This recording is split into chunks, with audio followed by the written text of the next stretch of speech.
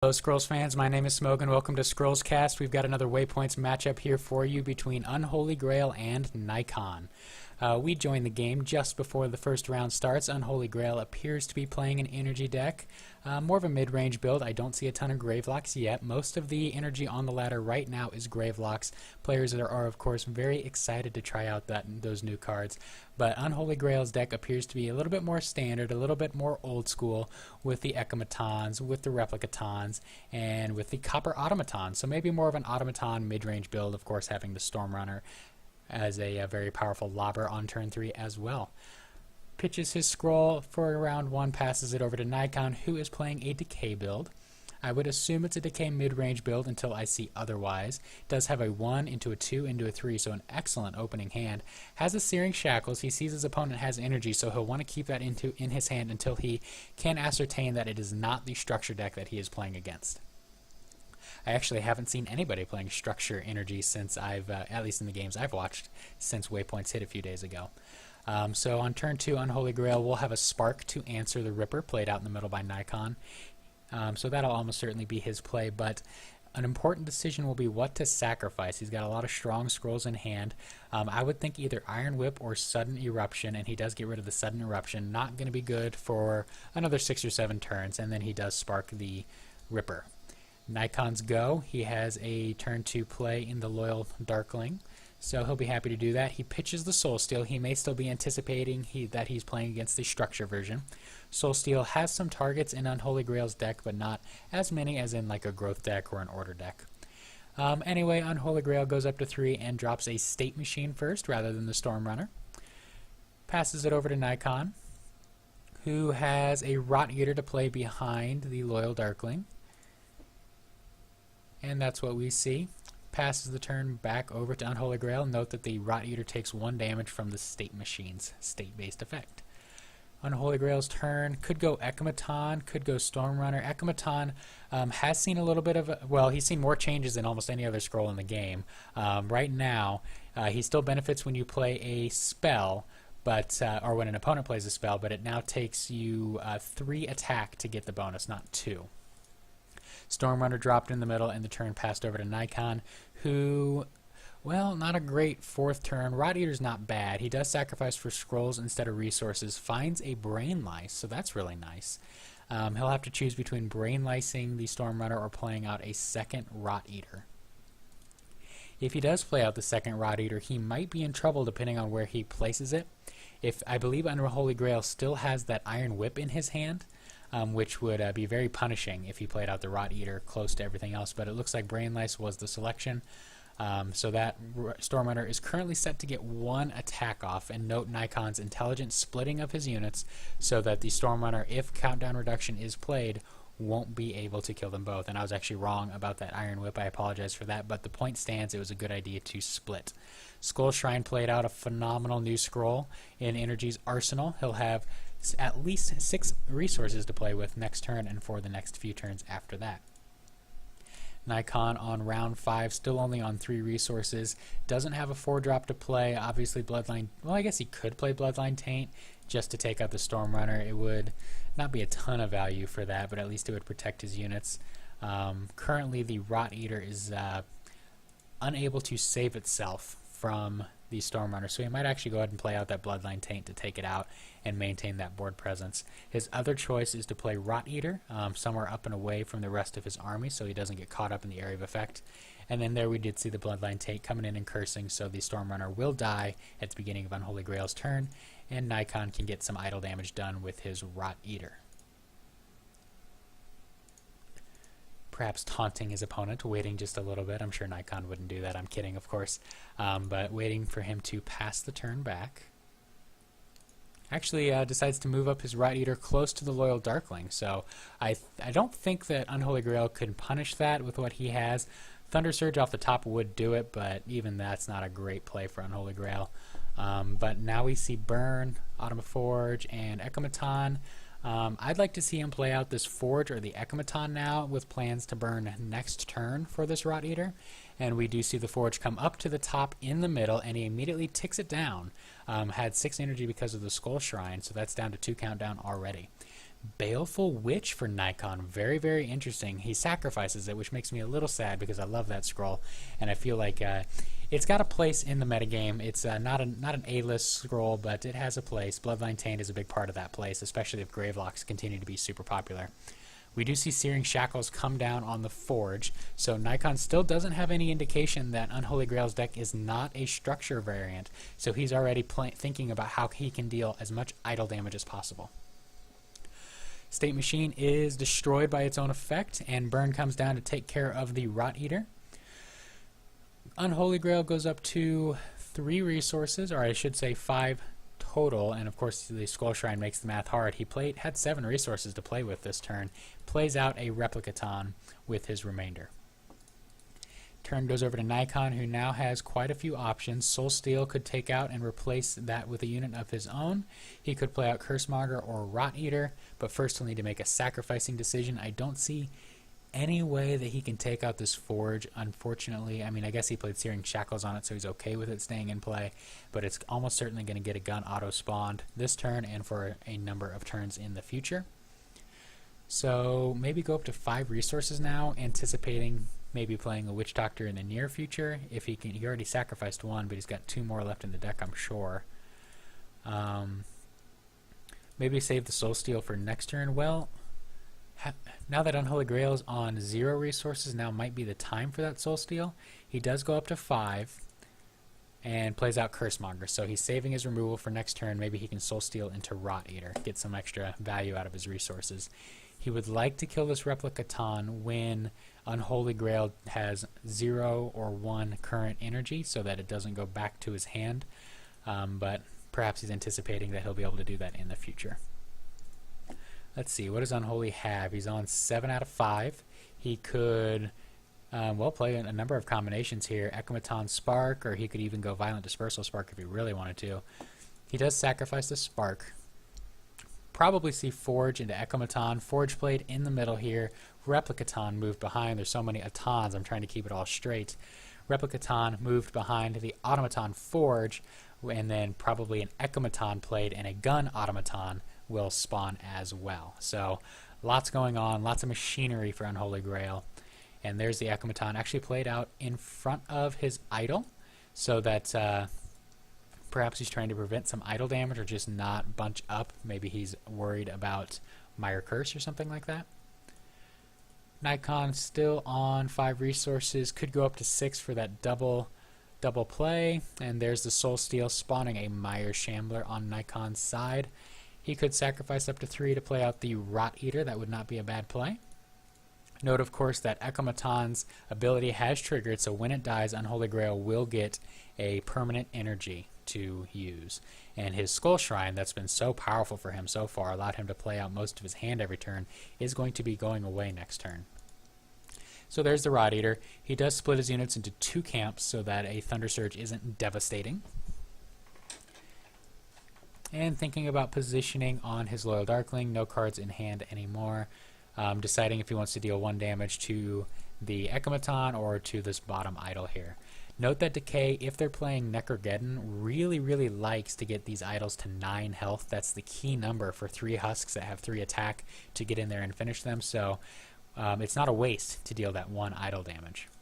And that's what he decides to do. He comes down and he'll deal 1 damage to this bottom row.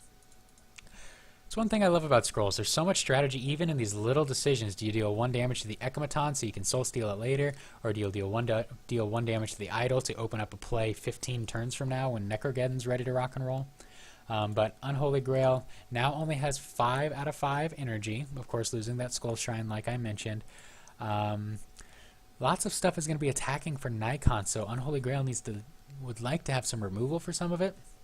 He could Violent Dispersal the Cursemonger. It's not a great trade, but it looks to be what he's doing, and the Cursemonger bites the dust, violently dispersed. At least that'll keep Unholy's Forge in play. Let's see here. What can he do with his unit movement? Maybe move the Automaton behind, and that's what he does. Gun auto goes up, out of range of these units, so they can't get any damage in. Eager Scryer for Nicon. That's not a super standard card, so he's got a number of different scrolls in his deck here. Blightbearer and Cursemonger off the top. He'll have to decide between these 4 drops. Of course, Blightbearer is brand new at the 4 cost spot.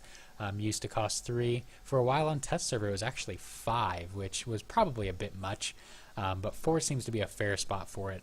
When it was 3, it was really ridiculously powerful. Rot Eater's phenomenal at the 3-drop spot, but Blightbearer was arguably even better than Rot Eater. So anyway, Nicon, thinking about his plays and his positioning, could get 2 damage to the Forge here in the middle. Probably the best to do that. He could go down and deal some idle damage.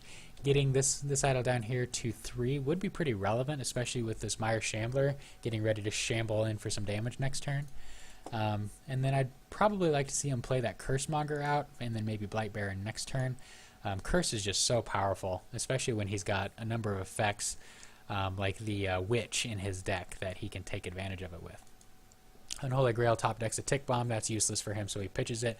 Pulls another Automaton, the Solemn Giant of Structure Energy fame, but is also good in these mid-range builds in the right situation, especially if he can get up to 10 resources for the haste effect on it. Violet Dispersal, though, is used on Nikon's 3-drop, the Rot Eater, and then we're going to see the Echomaton get in there for some damage on the Ilmire Tribesman, taking it out and not letting the Rot Eater grow anymore. Alright, Nicon, what are you going to do here? There's that Baleful Witch. Pitches it, though. Has a Harvester, one of the strongest scrolls in the game still. Not being played as much because players aren't playing Decay right now because they're toying with all the new stuff that came out in Waypoints. But I would predict that maybe not a few weeks, but a few months from now, a lot of good players are going to go right back to the standard mid-range Decay build built around Harvester and removal. But for now, Nikon's still using the card. Could go Harvester into Eager Scryer. And then he could actually, interestingly, position his units so the Mire Shambler shambles up to the middle row and takes out this Forge. And that is, of course, key to do, especially when it's about to spew out a gun automaton. And he could do that just by simply moving that Darkling back, and then maybe move the Cursemonger up and play a Harvester behind and an Eager Scryer up to the top somewhere. I'm worried that I have the Spectate bug again. This Spectate bug is just plaguing my very existence where the game freezes. Mid-turn, I'm going to... Actually, okay, it wasn't. Nicon was just taking his time thinking things through, making sure he did his math right, so I won't have to rejoin. Does move his Darkling back, so that'll bring this idol to 4, guaranteeing the Shambler goes up. Still has 6 Decay to play with, deciding between Blightbearer and the 2-card combo here. Plays out the Scryer and then the Harvester. Plays out the Harvester where it's currently unprotected, gambling that Unholy Grail doesn't have an Iron Whip or something like that to immediately take it out. Sudden Eruption for Unholy Grail. Let's see, he could potentially hit 3 things for 2 damage with that, which is nice, but maybe not what he wants to do right now. Sacrifices for scrolls, and we see Bombard and Iron Whip, so lots of options here to deal a fairly large amount of damage. I would like to see him go ahead and play out the Iron Whip on his Echomaton and just finish off this Harvester now before it becomes a major nuisance in the future. And then he would still have resources to play out his 3rd Forge of the game, so that seems like a pretty solid turn for him. And then of course he'd get the Gun Automaton from this Forge that still has that Searing Shackles on it. That idol is slowly ticking down. It's been 4 turns, taken 5 turns, about to take its 5th damage. There's the Iron Whip. Importantly, moves that Gun Automaton down where he can threaten everything but this bottom row, so it's going to be difficult for Nicon to protect all his units, and then plays a Forge in front to protect that Gun Auto. And a very nice spawn point for the second Gun Auto as well. Excellent. Nicon pulls the Witch Doctor, the central unit in these Decay builds, and sacrifices the Blightbearer, finds Bloodline Taint and Watcher, has Curse active on his Cursemonger. Unfortunately, the Eager Scryer is not in position to deal damage to a unit. This is actually a really nice synergy between the Curse and this Eager Scryer because he hits every turn. That cursed damage can really add up. It turns the 1 damage into 3 damage per turn. But that doesn't work on idols, unfortunately. I'd like to be able to curse idols. I think that would be an interesting mechanic, but I digress. I bet we're going to see that Witch Doctor come down. It's just a matter of where to position it. Maybe he moves his Darkling up and the Mire Shambler back. Actually, he made a better play than I suggested, moving the Darkling to the front rank instead of to the middle there. He could play the Witch Doctor behind the Darkling, or even tucked away in this corner where it's touching everything, and then move this Mire Shambler behind so that it is safe and ready to get a fair amount of damage in next turn. Still has to think about what to curse, though. Maybe he chooses this Forge up top, and actually, interesting, move that Mire Shambler up, so he seems to be okay with letting it die to this gun automaton. I would have liked to see him protect it, and then he also did damage to the idol instead of cursing a unit. So a number of interesting decisions there. We'll see how they work out. Bombard and Scout auto for Unholy Grail. Sudden Eruption's pretty good as well. Would probably get 2 kills, but he does pitch it. Not quite enough usefulness out of that scroll yet. Copper auto, Bombard, Stormrunner. He could Stormrunner Bombard, but I don't think that does quite enough. 2 damage just isn't relevant right now. So maybe he just plays out the Stormrunner for future placement and then drops a Scout auto. He did move his gun auto up and the Automaton to the back rank. So that will be in range to threaten the entire middle of the board. So Nicon, if he wants to deal some damage, is going to have to make sure his units are protected, or he has to be okay with losing some of them. Darkling's going to perish, dealing 2 damage to this back idol. And rather than playing units from his hand, he seems content to pump out a gun automaton. So spawns another free unit. Well done by Unholy Grail. Look at all the value he's gotten out of these forges. 3 gun autos, and we've probably lost 1 throughout the game as well. Not committing anything from his hand if he doesn't have to. So Nikon's up, sacrifices for scrolls, has a Watcher in hand and some cheap units as well as a Soul Steal. Soul Steal is played on the Automaton, so it dies, gives Unholy Grail 1 permanent energy, and spawns another Mire Shambler to the top. Okay, so last turn I was worried about this Shambler dying. I was clearly wrong. I'm sure that I was just looking at the countdown wrong, thinking one of the gun autos was ready to attack. Oh, never mind. The gun auto moved down and killed the Loyal Darkling. That's what happened, rather than moving up and killing the Mire Shambler. But anyway, Nicon still has the resources to play out another Darkling or a Tribesman in front of his Witch Doctor. So he could move both the Cursemonger and the Witch Doctor up and get ready to deal some serious damage to these middle units. That Soul Steal was key. That came up at just the right time, so that that Automaton wouldn't be able to do much more damage. Thinking about his plays, taking his time. Maybe the husk movement is important too, because a lot of players waste these husks. They just kind of let them float out and die, but really it is 3 damage every 3 turns, so it's 1 DPS, and you don't want to waste that if you don't have to. But I don't know that he can position that husk anywhere where it can survive. Well, he corrected me and moved it safely to the back rank, and Shambler shambled in the correct direction and got a kill on a gun auto, so a free unit kills a free unit. Machinated for Unholy Grail. He could actually, very interestingly, go up to 8 resources and do Stormrunner, Bombard, Machinated, and take out a ton of units. He could take out, from what I see, all 4 of these units here: the Watcher, the Cursemonger, the Husk, and the Witch Doctor, with the help of all of these guys as well. There's the Stormrunner, there's the Machinated, up to 8 resources, and here comes the Bombard. So he's got a lot of damage to work with here. Currently positioned to kill off all of these units. What will he do with his gun autos? He does move them down. That'll take out the Watcher as well. Excellent combo play by Unholy Grail. Really, Energy's best answer to Decay's giant balls of death. A really strong blow dealt to Nicon. That'll be tough to recover from. He still can. That did take a significant card investment, but Unholy Grail still has this powerful unit on the board that Nicon will have to deal with, especially if Unholy Grail can find another Bombard before the Stormrunner bites the dust. Nicon pitches for scrolls, is able to play out Harvester now. I'm sure he wishes he had that old Harvester, which would be ready to attack now, but did play it where it was unprotected earlier in the game. But now we'll see him play Harvester and the Loyal Darkling out and get a damage from his Eager Scryer. Probably go ahead and do that to that Stormrunner, but that's not going to be all that significant as of right now. Still has these Mire Shamblers, so that's nothing to be sneezed at. That's 6 damage coming in next turn that can double move if positioned correctly and you get a little lucky. Automata Forge has been doing serious work all game, like I've said. Searing Shackles is about to finish off this idol, and Now that I'm looking at it, look at how low these idols are. So even though Nicon is a little low on board, he has Loyal Darklings, he has Necrogeddons, he has Harvesters. These are scrolls that can help him deal the finishing blows with relentless and overwhelming power and direct idol damage to finish off these low health idols. So even though Unholy Grail is up on board right now, Nikon's not in a bad position to finish the game off with direct idol damage and relentless. Uses his whole turn and deals 1 damage to that Stormrunner. Unholy Grail finds a Violent Dispersal, a nice answer to the Harvester if he chooses to use it. Will probably sacrifice his Scout Automaton for Forge or for Scrolls first, and does, and finds another Scout Auto and a Skull Shrine.